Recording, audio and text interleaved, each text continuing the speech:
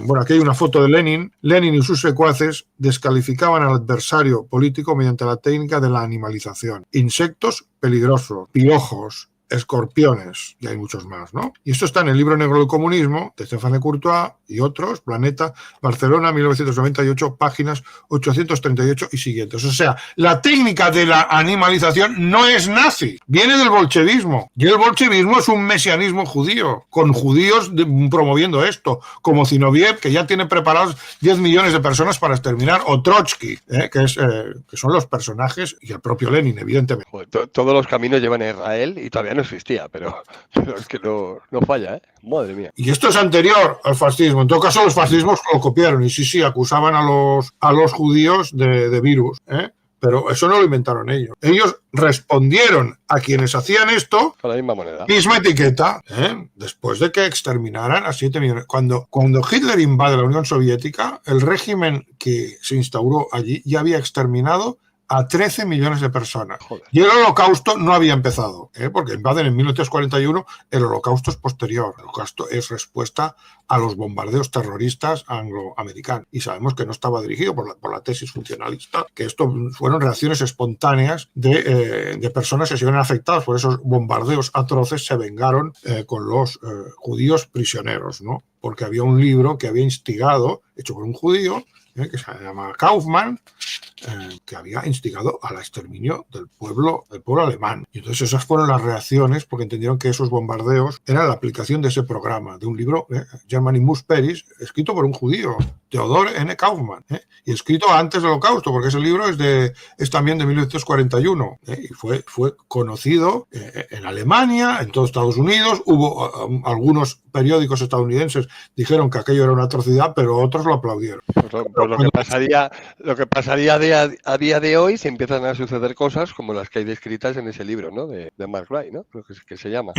Efectivamente. A lo mejor hay una reacción, la gente se entera, coño, hay un libro que da unas directrices y se están cumpliendo, pues a tomar por culo la bicicleta, con perdón. Efectivamente. Entonces, aquí yo hablo de manipulación izquierdista, porque también hago referencia, pues, que es todo el tema de la violencia, la narrativa antifascista. Aquí pongo el gráfico con las víctimas de la violencia de izquierdas, y la de ultraderecha, pues, es mucho menor. No tenemos ETA y afines, son de extrema izquierda, antifascistas, 853 víctimas. Yihadismo no lo contamos, luego extrema izquierda 111 y ultraderecha 64. Bueno, pues sumas ETA y afines y extrema izquierda y nos vamos casi a las 1000 personas, y ultraderecha 64. Claro, esto debería hacer a una persona honesta, hacerla reflexionar. También cito a Mark Wright diciendo que aquello, el deleite de torturar a un nazi, todo esto debería hacer reflexionar a una persona intelectualmente honesta. Y luego termino el artículo Perón, el fascismo con rostro humano, y explico que no se puede aplicar esta etiqueta, además de las razones expuestas, porque lo que Perón quiere destruir es precisamente un régimen nacional y social, un Estado nacional y social inspirado en el fascismo. O sea que Milei es como un antifascista de derechas. Es un antifascista de derechas, pero no es un nazi, porque va a destruir el fascismo, que es lo que ha hecho el sionismo. Ha ido a destruir, con la excusa de la lucha contra el terrorismo, que ha destruido regímenes que tenían una base nacional y social, Libia, Siria, Irak, mientras la base del integrismo islámico, ahora se han renovado los pactos con Trump, la base del integrismo islámico, Arabia Saudita se ha aliado. Pues todo esto es para hacer pensar. ¿Y cuál fue la respuesta de Ariel Ijalat al artículo? Pues el vídeo que estáis viendo. Yo aquí se lo puse con todos los datos, el artículo es largo, y le puse todos los datos para que reflexionara. ¿Qué ha hecho este vídeo? Sigamos viéndolo, para que nos demos cuenta de la vacuidad y la deshonestidad intelectual de esta gente, en este punto. Luego en otros temas pueden ser bastante más honestos, ¿no? Pero en este son completamente deshonestos. Dice por aquí Raúl de Equidistante. Dice, ¿cómo creéis que trataban las tribus paleolíticas a sus rivales? Siempre se deshumaniza al enemigo mortal. Es una necesidad deshumanizarlo para poder matarlo. Así apagas la empatía, ¿no? Sí, es como al soldado, ¿no? Siempre se le vende que esta es la guerra definitiva. O sea, si no, así luchas con todo, ¿no? Vas a por todas, evidentemente. Esto esto lo inventaron los nazis, dicen, pero bueno, hay que leerse la Biblia para ver. Esto lo han hecho todos, pero los primeros que lo teorizaron y lo llevaron, digamos, lo elevaron a nivel de doctrina, ¿quiénes fueron? Hombre, que yo sepa, quizá hay otros textos, ¿no? Ya hablaremos sobre esto, pero que yo sepa, esto es la Torá. Las partes de la Torá, digamos, que hacen referencia a la Guerra Santa, que lo inventan ellos, a la Guerra Santa, y eso incluye el exterminio de toda la población, incluidos los lactantes. Creo que Aril Halat debería responder a todo esto. No, ¿qué hace? Reafirmarse en que estos son prácticas nazis. Entonces yo concluyo deshonestidad intelectual, pero también veo algo detrás.